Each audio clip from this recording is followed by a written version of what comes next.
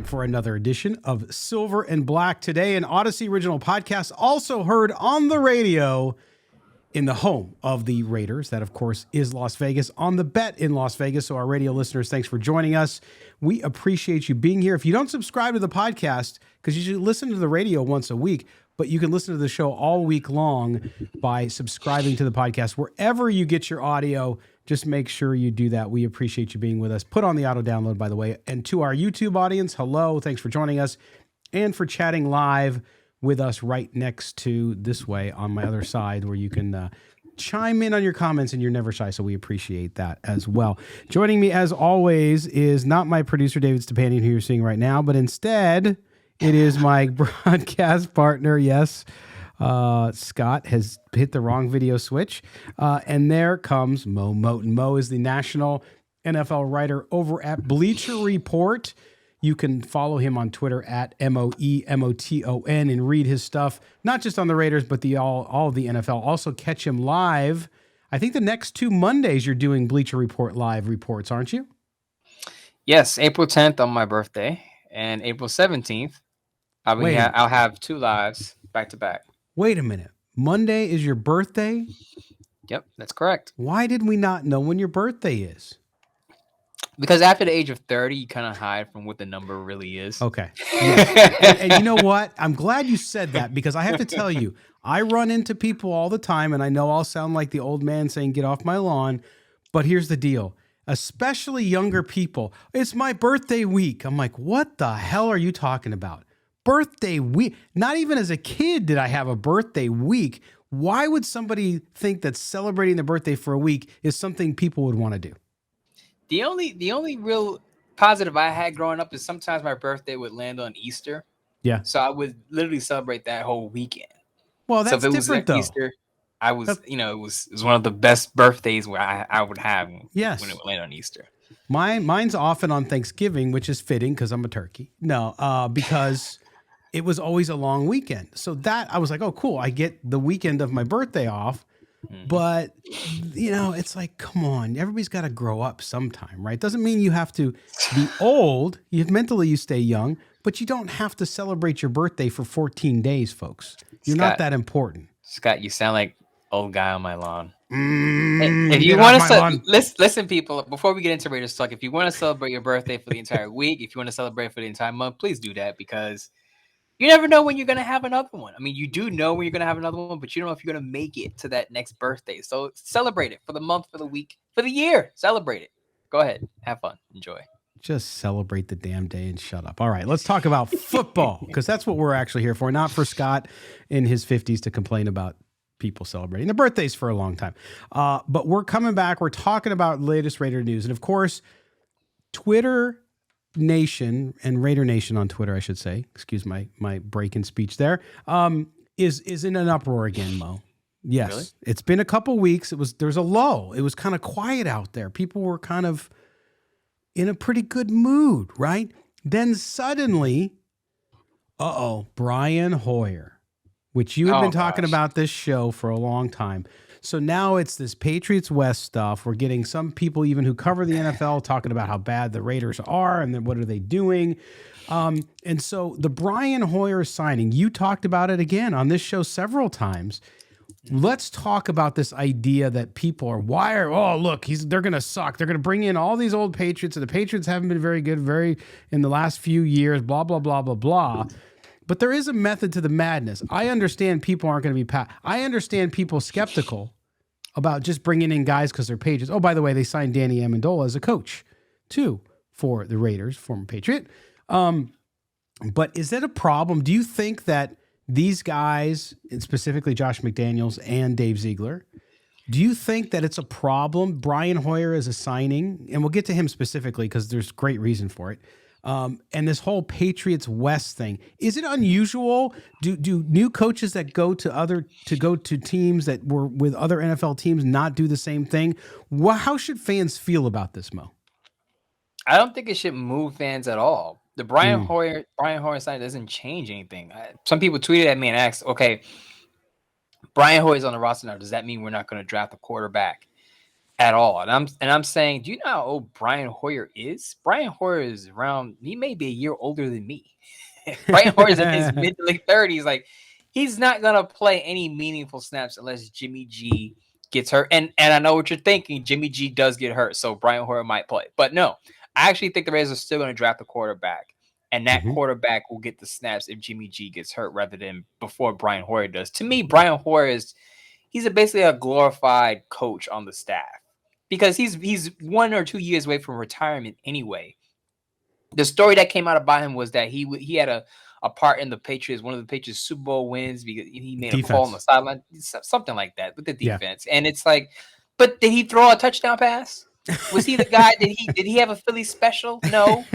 All his value is from the sideline as a mentor, as probably a soon-to-be coach on that staff behind Danny Amendola.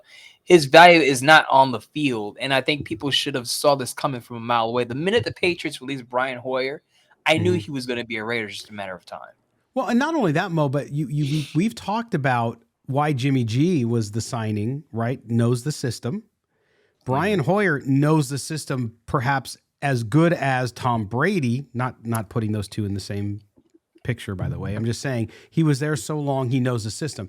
So if Garoppolo gets hurt, or if you have a rookie in there and Garoppolo's focusing on first team snaps and has to worry about a game, you have Brian Hoyer there to teach the system to a young quarterback. So I think people get all riled up over, oh, here we go, another Patriot. But it makes sense because we heard with Jason Fitz, right, when he was on the show, talking about how this system is very complex and you have to be very smart and understand it. Well, if you have a guy out there who's got that sort of experience, who knows it like the back of their hand, why wouldn't you do it? Now, you have that. Then you have all the other Patriots signings. But I think some of the criticism is unfair because you want guys that know your system. What else would you do if you didn't go get guys who knew the system and who, by the way, it's a relationship business no matter what anybody tells you. They know the coach, they know the GM. It makes sense.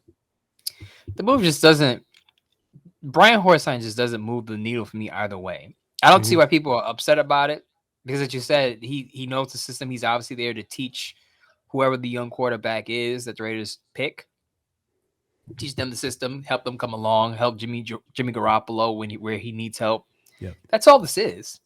And on the other side of the coin, for people to say, Brian Hoyer is a great signing, and I'm like, yeah, he's great for behind the scenes stuff, the stuff that a lot of us don't care about or don't see anyway.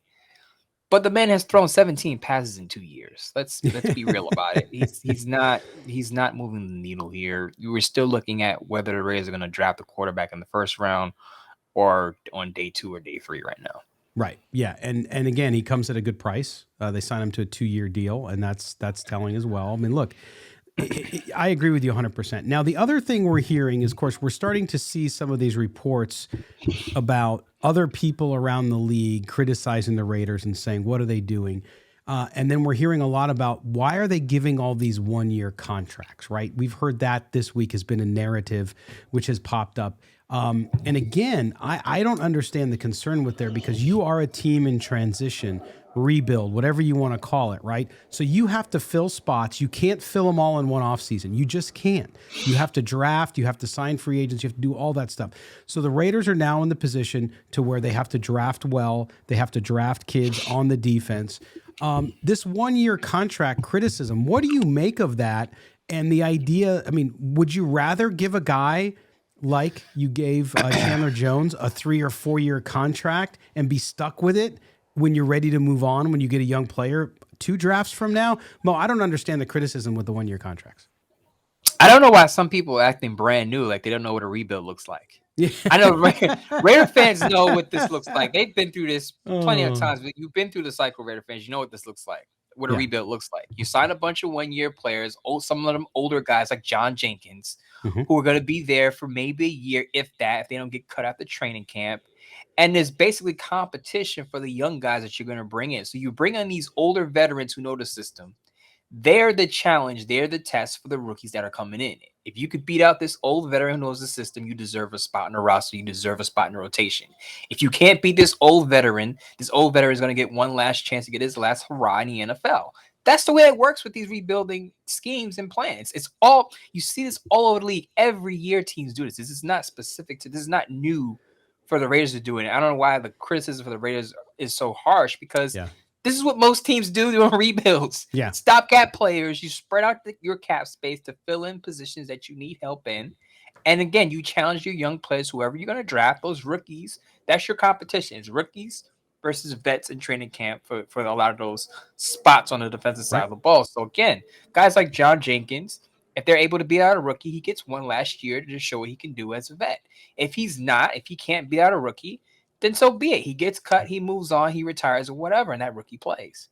And again, you want to keep flexibility, right? You don't want to tie yourself down to long-term. I mean, even 2 or 3 year contracts with some guys. You don't want to do that, because your long-term plan clearly is to build through the draft. They've said that themselves. So I don't understand it either, and the criticisms there.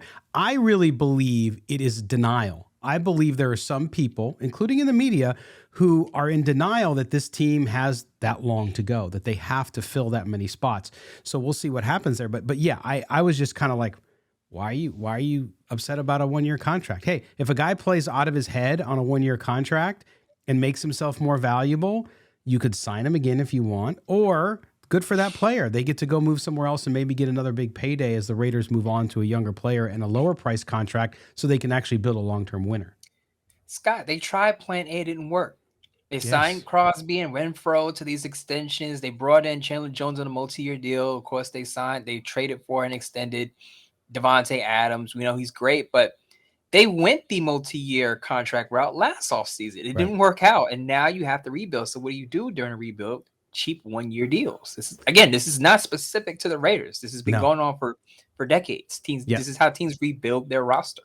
It's good business in the NFL. Okay, we're up against our first break here on Silver and Black today, an Odyssey original podcast, also heard on the radio on The Bet in Las Vegas. Hello, Las Vegas. Couple things coming up. Next segment, we're going to get into some more of our draft preview. We're going to talk about some players that Mo and I both are really excited about in this draft. Very deep cornerback draft. Not a very deep safety draft, but there are some players there we can talk about. So we're going to get into cornerbacks and a little bit of safeties. And then in the last segment of today's show, as we always do this time of the week, we're going to get into our Raider Nation Mailbag. So stay tuned for that. You're with Mo and Scott. This is Silver and Black today. Don't go anywhere. Defense, that's the name of the game. The Raiders need more of it. The NFL draft is coming up. And in this segment of Silver and Black today, an Odyssey original podcast, also heard on the radio on The Bet in Las Vegas, we're going to talk cornerbacks and safeties, positions of need on this Raiders roster. Your hosts here, Scott Branson, along with Mo Moten. We are going to jump into this and get right to the heart of the matter. And Mo, I mean, there's no question the Raiders need help at cornerback. They need help at safety. We're going to start with the cornerbacks, because I was talking to somebody on Twitter the other day who was like, well, I'm not really impressed with the cornerbacks in this draft. And I was like, what? This is probably the best cornerback draft in a decade, really, when you go all the way through. And we're not going to touch on all of them, obviously, because we don't have the time to do it. But it is a deep draft, Mo. So you're not only going to be able to get impact guys in round 1 and round 2, but going into rounds 3 and round 4, you can find guys too that can make noise in the league and perhaps play themselves into a starting position on an NFL squad. I think as many as 4 or 5 cornerbacks can go in the first round this year. Yeah. And that sounds like a lot, but I think a handful could go on that day one. Simply because you got to remember the wide receiver market exploded last year.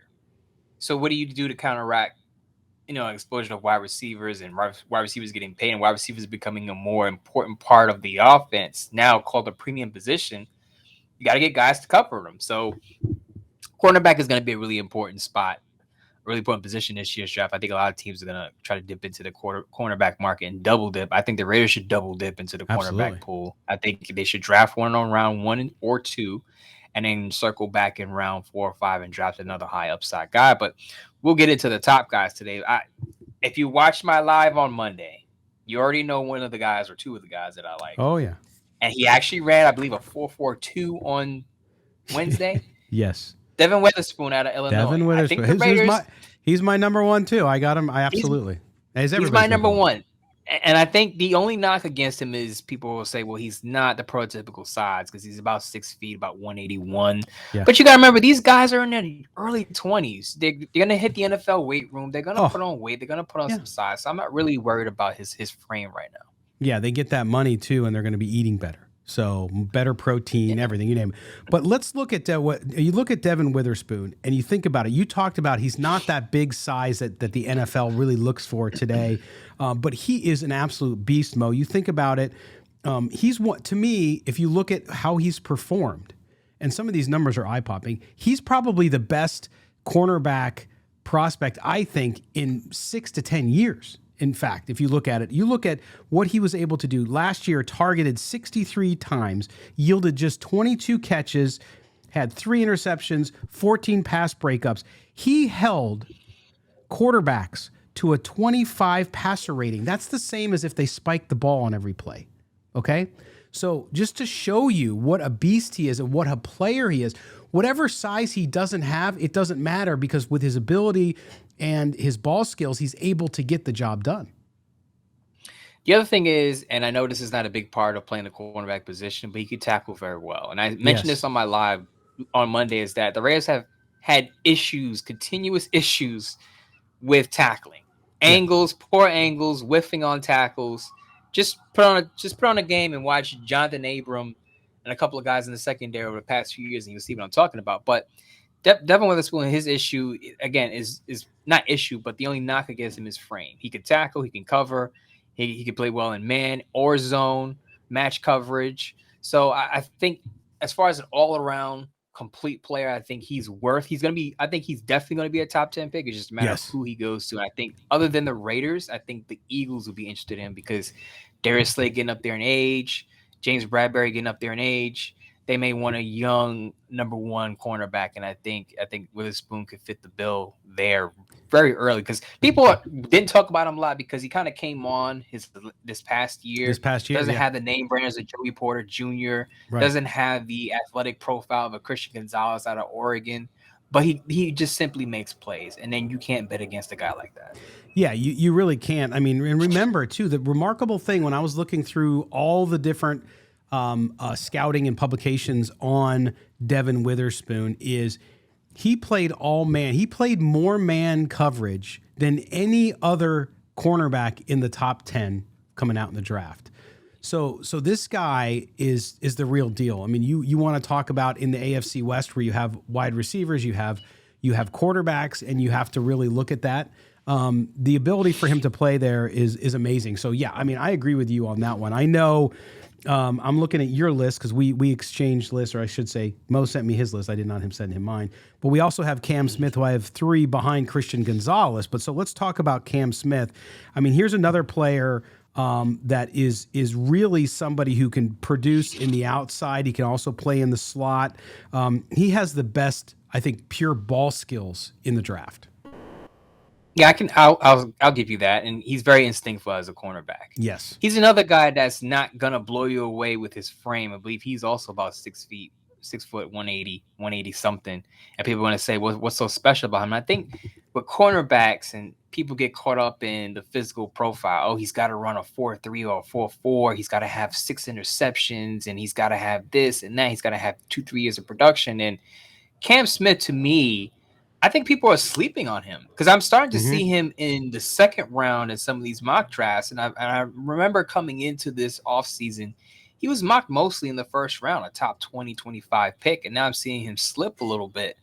And I'm saying, don't sleep on this guy. He has the instincts. As you say, he has the ball production too over the years at South Carolina. I know South Carolina is not a powerhouse school, but I think people aren't giving Cam Smith his just due. I think part of it, again, is that physical profile. He's not someone who lit it up at the combine. He's not 6'2", 200 pounds, like a Christian Gonzalez. People are fawning over, and I'm not trying to down Christian. I don't want people to listen to me and think that I'm downing or I'm tanking on Christian Gonzalez. But I think people fall too much in love with the physicals. People fall too much in love with the combine numbers, and they start to push guys who aren't these physical specimens down on the board and uplift these guys who lit it up at the combine like Christian Gonzalez would.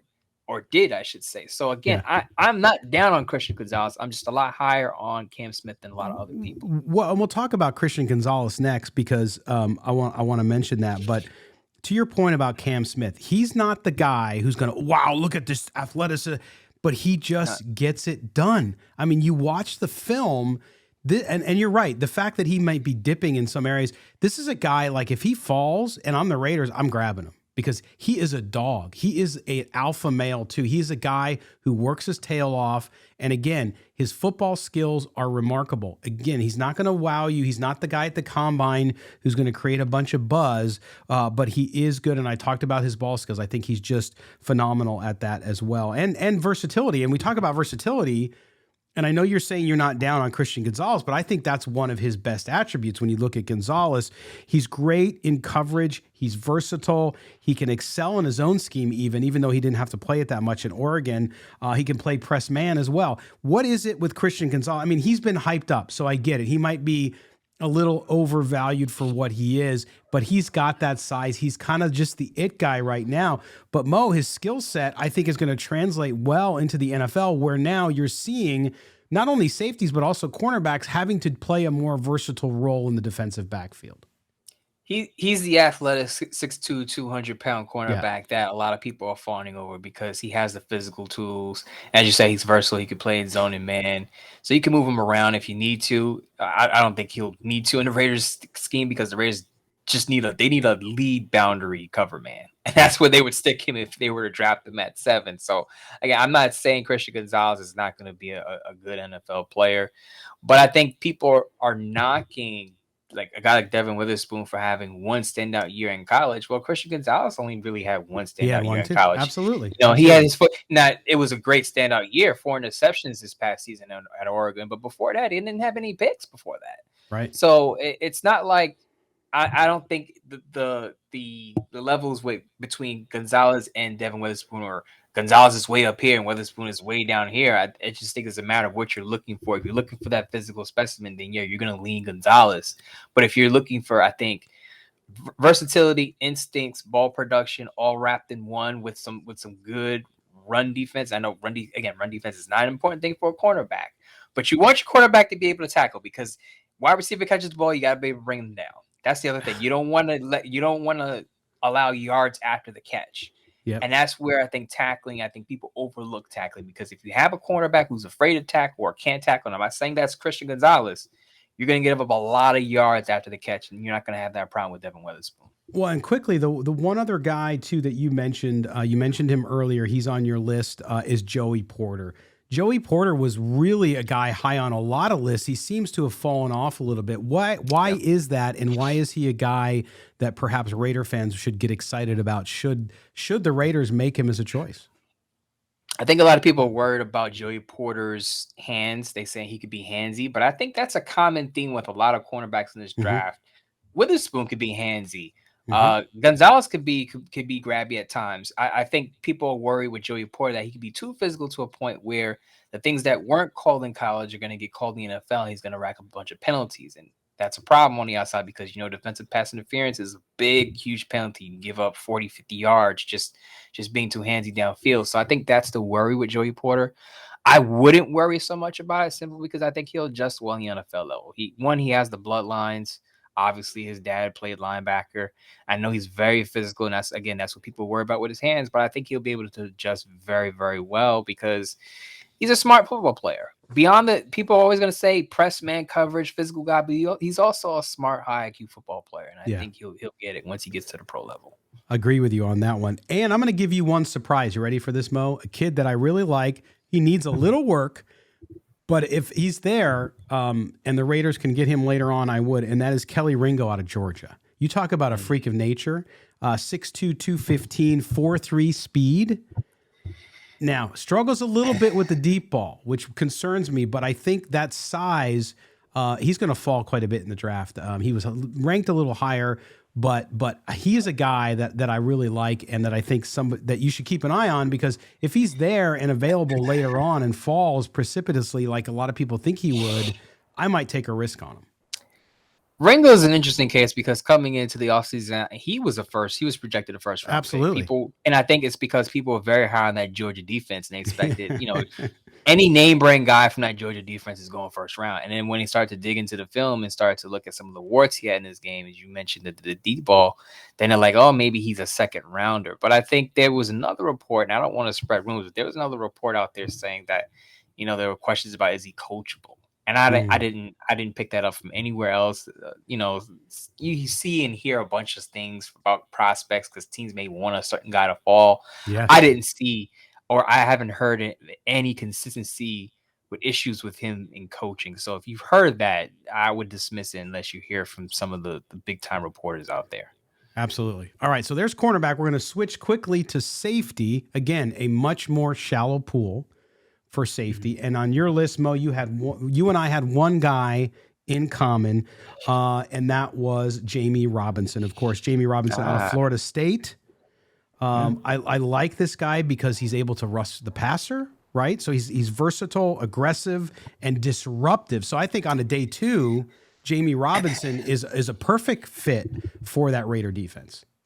I like Jamie Robinson because I think he could do a lot of what Xavier McKinney did under Patrick Graham in New York. Now, Jamie Robinson isn't as big as Xavier McKinney. I'm not saying they're the same in size, but I'm saying what their responsibilities and what they can do with the versatility to play both safety positions and in the slot. You need a player like that on the back end. That's your glue guy. Jamie Robinson isn't going to go in the first round. Jamie Robinson is probably going to go late second, early third. Right. So he's not the guy that you're drafting and saying, oh, that's an all-pro player. But I think he's the type of glue guy that you need in your secondary to plug holes wherever you need him. So if Nate Hobbs is playing on the outside, you stick Jamie Robinson into the slot. If a guy goes down at safety, either safety position, he could start at either safety position. He can line up in the box. I know he's a bit small, under 6 feet, about 190 something. But I think, again, once you get into the NFL facilities, you're going to bulk up. And it's not so much about play strength it's not so much about size as it is about play strength. Mm-hmm. You could be 5'11" and 195 and play a lot bigger than your size. You hear that about so many players, especially at the safety position. I think Jamie Robinson is one of those guys. All right, so let's get to, I'm going to go to one guy on your list that's not on mine, and we'll get to a couple, because I have 2 guys that are pretty well talked about. You have some guys that are not, or maybe not getting all the love that they should. Jordan Battle. Talk about Jordan Battle, why you have him on your list of 3 guys here the Raiders should consider. I think the Raiders are going to draft one of those Bama safeties, either Jordan Battle or Branch. One of those guys is going to be a Raider. I just have a feeling that they're going to draft one of those guys. And if I were to pick one of them, I would go with Jordan Battle because he's a bigger safety, about 6 feet, over 200. Brian Branch is a smaller safety. So just to have that physical athlete on the back end, I think the Raiders need that. Just to complement what they have in Trayvon Merrick back there and Marcus Epps, who I think is going to be the third safety. But I think with Battle, he could be your box slot guy. So if you don't draft the Jamie Robinson, who could play all these positions, then you could draft Battle, and then he could play in the box, line up close to the line of scrimmage, or he could play in the slot and match up. Now I think he needs to use his size a little bit more because he is a bigger safety, and I think for his size, he could be a little more physical. But if you can bring that out of him, be a complete player on the back end. Right. And I had Brian Branch on my list, as does everybody, because he's going to go very high in the draft, but he's a pure high or split field safety, right? So you talk about some of the differences there, and I can see the differences because Brian Branch reminds me more of like a Minka Fitzpatrick, right? That kind of player. He reminds me a lot of him, I think, on that. So we'll have to see. The other guy I had too that you didn't have, and then we'll get to your final selection there, which is Sidney Brown from Illinois. If you're going to take Witherspoon, why not take Brown? Now he's a single high guy, right? He's a single high animal. He plays cover 1, cover 3 last year a lot. What do you think of Brown and making it just an all Illinois backfield? He's an interesting study because he has the ball production. I believe he had 6 interceptions this past season, but he played almost primarily in the box. He did play in the box, yeah. He was a cover guy who played primarily in the box. So I'm wondering if the Raiders were to draft him, he could be a matchup guy against tight ends and running backs, Travis or Kelce, would they play him, or would they play him at the D safety position, even though he played mostly in the box on the collegiate level. So I think you have to find out where does he fit in this defense, because the weird thing is, and I know I don't want to talk about Marcus Epps too much, but Marcus Epps struggled in man coverage, and he played mostly deep safety. Yeah. So if you're drafting a safety, I would want a guy who's better at coverage, but maybe could play that deep safety role over Marcus Epps. So Sidney Brown maybe could be that guy, but again, he's an interesting study because he primarily lined up in the box. Yeah. In college. So he did. All right. The last guy you had on your list for safety was J.L. Skinner. Mm-hmm. And I had him there because I think he could possibly fall to the third, fourth round because I believe he suffered a pec injury. I believe he tore his pec and couldn't perform the way he wanted to this offseason or showcase himself the way he wanted to this offseason. So I think he could slip a little bit, but he's about 6'4", 2 and change. Again, goes back to my point about why I would draft Bowers, because I want a bigger safety back there simply because Merrick, Trayvon Merrick, we talked about his issues in coverage, but he also struggled to tackle. He did. He didn't wrap up. No, he didn't wrap up. So there were instances where he was just a liability across the board. And I think you want to, if Merrick doesn't take the step that we think he could take in his third year, you want a physical athletic safety in the back end. I think J.L. Skinner could be that guy. Skinner's a beast, man. He does not, I mean, even when beat, he'll bring the guy down. He'll tackle him and wraps up really, really well, which, for young players, sometimes you see that might be the weakness, right? But in this case, Skinner is one of those guys who you don't have to worry about that. So that's good. All right. So there's your first view of cornerback and safety, 2 positions the Raiders got to consider. We gave you some names to consider there. You can go look them up, check them out. We hope you appreciated that one. All right. We're going to take our final break. When we come back, Mo and I are going to get to your questions. That's right. It's time for the Raider Nation Mailbag here on Silver and Black Today, an Odyssey original podcast, heard also on the Bet in Las Vegas. Don't go anywhere. Welcome back, home stretch here on Silver and Black Today, an Odyssey original podcast, also heard on the radio in Las Vegas on the Bet Las Vegas. Thanks for listening to us there as well and watching us on YouTube. By the way, subscribe to the podcast wherever you get your audio. Just search Silver and Black Today. Hit subscribe, put on the auto download. That way, every time we push a new show, guess what? You get it. Same goes for YouTube, where you subscribe. And then you also have to do the extra step. Don't forget the extra step. You got to go the extra mile. Hit the notifications bell. That way, every time we have a new video, you will be notified and you can join us. I am Scott Branson, your host, along with my co-host Mo Moton. He is the national NFL writer at Bleacher Report. You can follow him on Twitter at MOEMOTUN. That's Mo Moton. I am at LV Gully, and the show SNB Today. Thanks for being with us. This is the time of the show where we get to your mailbag questions. So here we go. Raider Nation is never shy. You ask, we answer. It's time for the Raider Nation Mailbag. What's on your mind, fam? Drop us an email at mail@silverandblacktoday.com. That's mail@silverandblacktoday.com. Now, it's your time to speak up.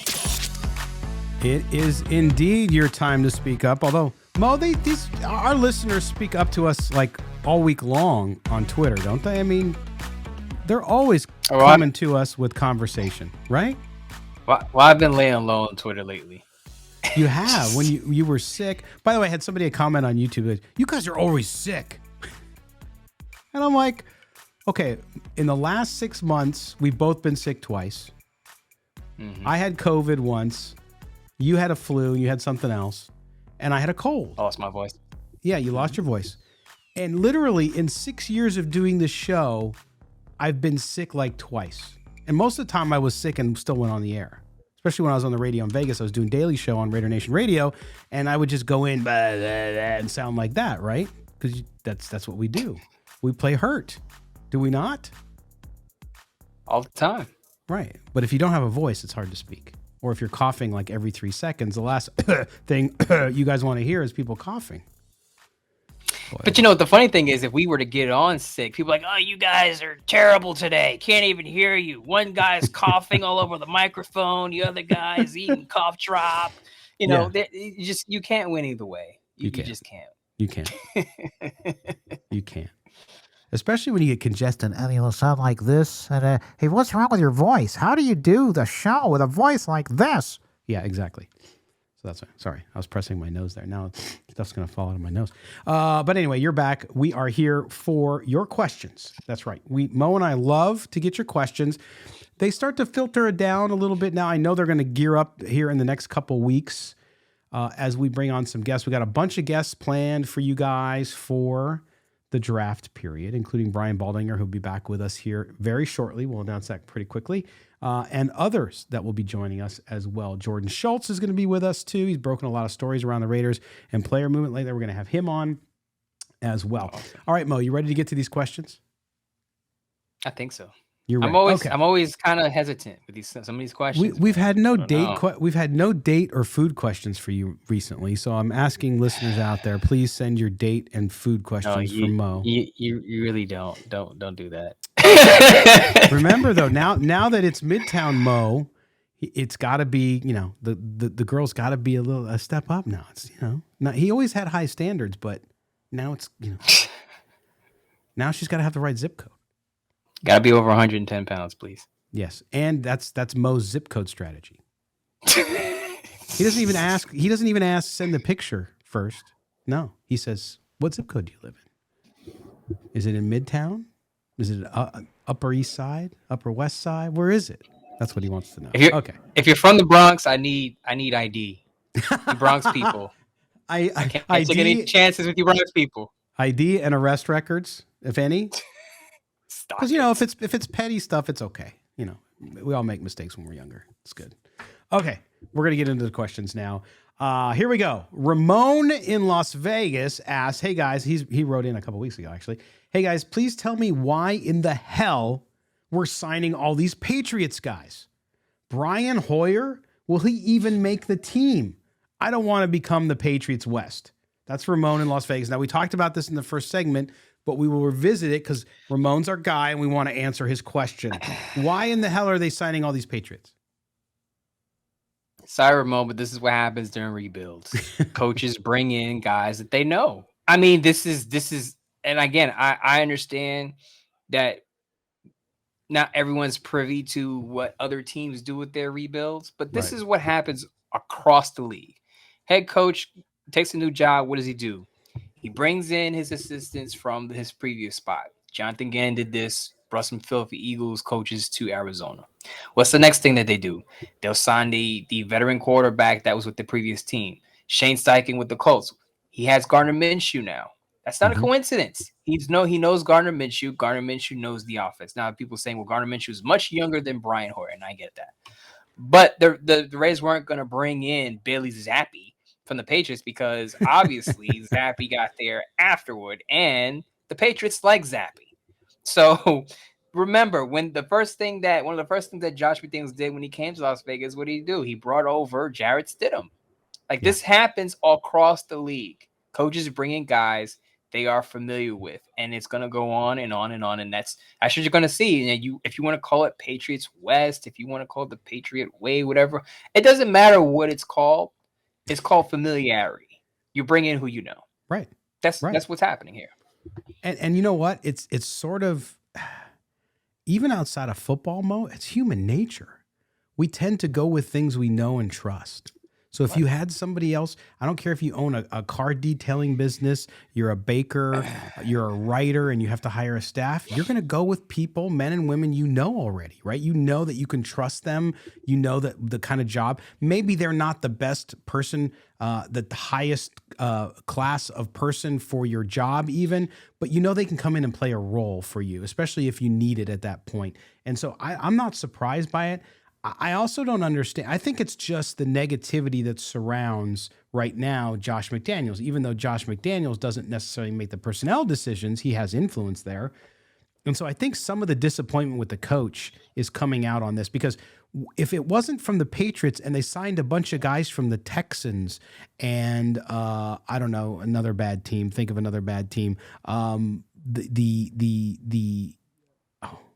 Commanders. Washington Commanders, thank you. Gosh, I was drawing a blank. Cardinals. The Cardinals. So if they were signing all these guys from all these bad teams, people would be saying, why are we signing all these scrubs from these other teams? So the point is, when you're in a rebuild, these types of signings are never going to get everybody excited. You're not going to be pitching a tent because they signed a 37-year-old quarterback as a backup, right? I get that.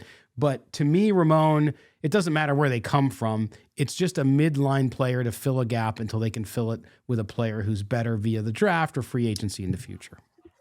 we've seen this before. Do you remember when Paul Gunther took over defensive coordinator position? Vontez Burfict came along with him. Guys like Leon Hall, who at the end of who was at the end of his career, came along with him. Mm-hmm. He brought a I don't want to say a slew, but he brought multiple guys over who were in their 30s, and people weren't saying, well, is this the Cincinnati Bengals way? Is this the Bengals way, or we want to call it? No, Gus it was Bradley just with all those Chargers, right? He brought in Brendan Faison. He brought in guys that he knew. So this is a never-ending cycle of bringing in who I'm comfortable with. It's just the fact that we put the Patriot Way brand on it, and everyone loses their mind. Right. Absolutely. No question. All right. So there you go. Ramon, thanks, man. We appreciate the question. All right. Now we go to Phoenix, Arizona, and Derek. He says, hey, Scott and Mo, I know everyone thinks the Raiders are going to take a defensive player in the first round or a quarterback, but what about another offensive player? Don't you take the best player available and not just a player of need? What about Quentin Johnson, the wide receiver out of TCU, or Jackson Smith-Jigba out of Ohio State? Yes, we have Devontae Adams. If things work out where it's just the best player available, wouldn't you take them? Derek in Phoenix, Arizona. Mo, could the Raiders, depending if they trade down, who knows what they do, could they take a wide receiver in the first round, or is there just no way they do that? I have so many thoughts about this. This is a very good question, by the way. It is a very good one. I'll start. I have so many directions I can take this, but I'll start with this. If the Raiders draft a wide receiver in the first round, I'm going to blow my gasket. Just because let's be honest here. A lot of people will scream BPA, no matter what. I'm going to tell you a little secret. When coaches and teams and general managers consider BPA, they do consider their roster voids and needs. Roster needs are a part of evaluating the best player available. Believe it or not, it's not just, we'll just take the best player regardless of the position, because the Raiders have Devontae Adams. For now, they have Hunter Renfrow. They signed Jacoby Myers. They have, I believe they're spending right now the third most cap space on their offense and the third fewest on their defense. You don't need any more wide receivers. I understand they brought in Zay Flowers for a visit. I get that. Quentin Johnson is out there. I get it. There's some good wide receivers in this draft, but they have no business drafting a wide receiver in the first round. Now, could they draft an offensive tackle in the first round? I wouldn't like that, because I think Jermaine Illuminar could be a starter in this league, but I could see them drafting a Darnell Wright out of Tennessee. And I know a lot of people had a problem with Lance Zierlein, who put out a mock draft, I believe on Wednesday, and he had the Raiders taking Darnell Wright out of Tennessee. I like Darnell Wright as a prospect. I think he's the best right tackle in this draft. That's why I wouldn't be upset about the pick. But again, as many of you know, I wrote a piece months ago that said Jermaine Illuminar is going to be that guy. He's going to be a starting caliber player. Now, I think the Raiders are going to draft a defensive player, just putting that out there. But if they were to go offensive tackle, wouldn't like it, but I would understand if it's Darnell Wright. Knowing what's going on in the division, would you take Michael Mayer? No, simply because the tight end position is way low on the premium scale. I mean, if you get it, so if, let's say the Raiders hit on a tight end, how much does that help them in the grand scheme of things in their division when you're facing Patrick Mahomes? I understand you're probably thinking you got to score a lot of points, but you got to be able to stop him sometime. You can't go into a game thinking we gotta score 42 points or we're gonna lose because our defense can't stop a nosebleed. And I agree with you in the first round. As much as I like Michael Mayer, and not just because he went to Notre Dame, I think he's the next top tight end in the NFL. By the way, I really think he's going to do well. And then I look at the system and how they've used tight ends over the years, and it makes me salivate for the Raiders, because if they could have a player like that in a division where you already have Travis Kelce, who I'm sure has a few great years left, but at some point you're going to start to see a decline there as well. I mean, you did with Gonzalez and all the guys that were great at the position. So that's the only thing. But yes, I mean, again, you can score 30 points, but if the other team scores 32, you're going to be in trouble. So to his point with the question, to Derek's point, I get that, but you're right. I think you hit it on the key, which is best player available, BPA, has to be factored in with your need. Yes, because you have to look at it this way. If you are stacked at one position and you have these big gaping holes on the defensive side of the ball, you're not going to reach for a player. But if, let's say, two players are 1A and 1B, and one is an offensive player, one is a wide receiver, and one is a defensive end, but you have a way bigger needed defensive end, you're probably going to draft a defensive end. That's how it works. This whole BPA fantasy about is always is best player available regardless of position is garbage. It's not true. Don't believe in that. Don't believe in that narrative. As you can tell, Mo's not passionate about that. All right, Derek in Phoenix. I'm just sorry, but I'm just sick and tired of the BPA argument. It's just so silly because if you obviously have Patrick Mahomes on the Kansas City Chiefs and you're the Chiefs and you're on the board and the best player available is a quarterback, you're obviously not drafting a quarterback. No. So you cannot tell me that it's strictly BPA regardless of position. You can't tell me that. Derek in Phoenix, thanks, man. We appreciate you. Keep writing in and keep listening and watching however you consume the show. All right, our last question of the day says, Mo and Scott, the horse-tooth jackass in Denver is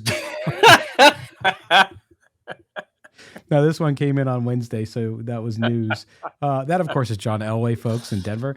I know they got Peyton for coach, but why does everyone slot Denver ahead of us in the AFC West right now? Thanks for the show, and glad you're both over your bug. That's Leonardo in Laverne, California. Leonardo, Laverne, California. Thanks for writing in. Horsetooth jackass gone. Sean Payton. Why are the Broncos... Why... I love our listeners. Why they love the Broncos, don't they? Why that horsetooth jackass is in the Hall of Fame? Why? Mo's got to compose himself here, so I got to keep talking. But you look at Denver, what they've done. I mean, they have Russell Wilson coming off his worst year ever. They have the new coach, Sean Payton, which obviously everybody's excited about. The guy's a winner, so you got to expect them to get better. Their defense has been good. Their offense now seemingly is going to get better. They think. Why do people automatically consider that team better than the Raiders already? I mean, if you look at the odds, Mo, the betting odds, it's not even close. The Raiders are far fourth when it comes to the AFC West. I get it simply because anytime you add a Super Bowl winning head coach to the mix, that team is going to move up the Super Bowl odds and have way better odds than the Raiders. Raider fans out there, you have low confidence in Josh McDaniels. So if you have low confidence in Josh McDaniels, what do you think the media thinks of Josh McDaniels compared to Sean Payton, again, who's won a Super Bowl, has a winning record as a head coach? Just look at the Jacksonville Jaguars. They added a Super Bowl winning head coach. What happened to them? Yep. They went from the basement of the AFC South to the playoffs and winning a playoff game. So coaching matters, and Raider fans know this because they've said it to me on Twitter for years that coaching matters. It matters in this situation. Would you rather have Josh McDaniels or Sean Payton? No contest. Point blank period. Yeah, no, that's a pretty easy equation to me, and I understand it. And plus, listen, I know Russell Wilson had a bad year, but nobody believes that he'll be as bad as he was this year. I think with the coaching there, with what they're going to put around him, and they improved the offensive line already there as well for him. So I think that there's going to be a rebound. I'm not saying he's going to be an MVP quarterback. I'm just saying there's going to be a rebound. The Raiders get a new quarterback, even though it's Jimmy Garoppolo, has injury issues. I mean, you guys have told us all about this. So I look at that and I can see why they're there. And I know Raider fans hate the fact that Justin Herbert and the Chargers get more due and they never end up seeming to come along, but they have gone to the playoffs and won a playoff game with him. So the reality is, if you look at the Raiders and where they're at and the fact that they're rebuilding, again, if you accept the fact that they're rebuilding, as we've talked about this entire show, they have to be last. They're the least complete team in the AFC West. Right, and everyone knows that the Raiders have big issues on the defensive side of the ball. Denver typically, even though they haven't played well in recent years, people expect Denver's defense to be pretty good. And then, as I said, when you bring in an offensive-minded head coach who's won a Super Bowl, people are expecting Denver to be a lot better. They also had a splashier free agency than the Raiders. So they brought in a guy named Zach Allen who follows Vance Joseph over from the Arizona Cardinals. So they also made bigger headline moves in free agency. It gives a lot of people confidence that the Broncos again could bounce back with some big name players and again a Super Bowl winning head coach joining that staff.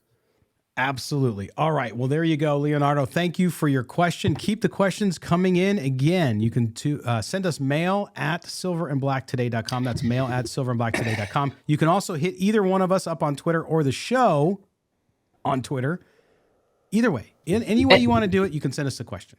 And shout out to Leonardo for not being a complainer. See how he wished us well? Glad you guys are back and over the bug. He wasn't complaining. You guys are always sick. How about a get well soon? Thank you for being back. Thank you, Leonardo, for being classy. You know what's interesting about that, though? And again, the gentleman who commented on YouTube with that, I don't hold any ill will towards you, and I'm not mad about it. We're joking about it here and all that stuff.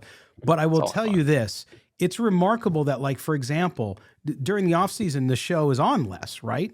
And so I find it very interesting that people get so used to being with us on days of the week, especially on their commute in the morning, on the way to work or on the way home, on the train, the bus, the car, wherever it is, during their workout, as we see, shout out to our guy out there, is the fact that they just get used to it. So when it's not there, and I totally understand that. Because when I want to do something, like when I wake up on Sundays, the only day of the week, I still get an actual physical newspaper, which is terrible, by the way. There's not much in it. But anyway, I still get it. It's like a tradition. So when I go out and it's not there, I'm like, dude, I am rolling. I'm coming in. My wife's making coffee. And she's like, what's the matter? The freaking paper's not here. Okay, she says. And I'm like, no, the paper's not here. It's Sunday. I sit in my pajama pants. I read the freaking paper and I drink coffee. So I get it. So when we're not there or we're sick or whatever, totally understand. Trying to put myself in their shoes. We're a part of people's day or night or evening or work shift, late work shift, workout. Yes, we have a lot of those. Routine. Absolutely. So that's the positive side of it, and that's pretty cool. So they're like, hey, it's a way of saying we missed you. Stop being sick. Get well soon. Get back on the air because we miss you, and I like that. Correct. I like that angle. Correct. I can appreciate that. I just want to teach them to say, "Hey, we missed you," instead of you know what it's like. It's like sick. You know how it's like. It's like I hate. I hope I'm not coming off as a sexist, but you know how they say it's hard for women to apologize, so they say it in a certain way. Yeah. They don't say I'm sorry, but they try to do little things to say that they're sorry, but they're not saying they're sorry. Yes. It's kind of the same thing here. They don't want to say they miss us. Right. But they'll say, hey, stop taking days off. Where are you? Stop being sick. Where are you? Exactly. I'm not going to get all mushy, but we miss you. Yes.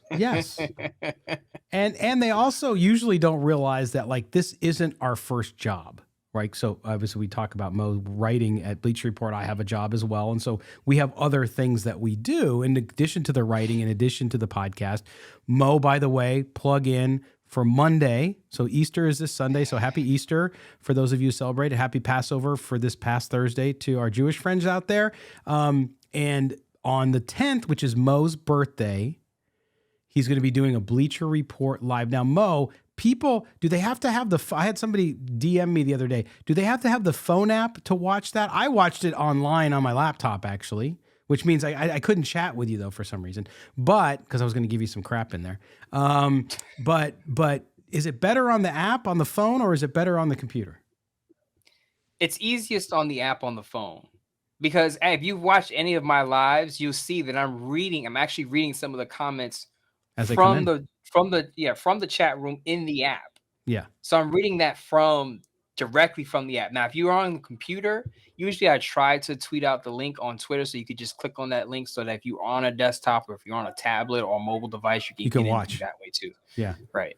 Yeah. So cool. So check Mo out coming up this Monday, the 10th. And then we'll be back, of course, with another show on Tuesday and a slew of shows coming up, as well as some special announcement on draft night. Mo will be busy writing his butt off. I'm going to be on the Odyssey National podcast for the draft when the Raiders select. So make sure you tune in. We'll give you the details on that as they come up. And then we'll have our draft shows coming up draft week as well. I'm actually going to be on the road when we do those shows, so it'll be very interesting. But we're going to do those as well. Again, Brian Baldinger's coming back. Baldy's coming back, as well as Jordan Schultz and some other guests to talk about the NFL draft. Mo, as always, my man, it's great mixing it up, especially when we're not coughing through the show. Absolutely, and I'm pretty much over the bug now. It's just fatigue. Yes. So I'm sleeping 12, 14 hours a day, or trying to. Oh, dude. But to the people out there, Mo will not be sick again for the next, who knows, maybe when I have kids and they carry germs. So, as long as I'm a single man, I won't be sick. Yes, I know. That's why I have these bags and circles under my eyes, because even though I got good sleep last week when I was sick, now I'm back in the grind and it's like, oh boy. Anyway, Mo, my friend, I will talk to you soon. Of course. Appreciate it. All right, there you go. We appreciate you being with us. Again, if you don't already subscribe to the podcast, do so wherever you get your audio, whether you just shout, hey, Alexa, Silver and Black today. You can do that on your Amazon device, whatever device you have. You can also find it in any place you get your podcast audio. We would appreciate a subscription and a download. If you listen to us on iTunes, go ahead and give us that 5-star review. We're getting a lot more of them now. We appreciate you guys chiming in there and supporting the show. If you're watching us on YouTube, hit subscribe and the notifications bell. And then to our listeners on the radio, on the Bet in Las Vegas, thanks for being with us yet again. For our producer, David Stepanian, for my co-host, Mo Moten, I am Scott Branson. This has been Silver and Black Today. Have a great weekend, everybody.